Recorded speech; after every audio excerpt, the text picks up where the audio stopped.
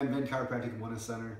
So we started adjusting at a very early age. We adjusted both my boys day one in the hospital. There's so many reasons to give these adjustments at an early age. We can prevent so many things that adults would deal with later on in life. Obviously aches and pains, but at this age they don't really hurt.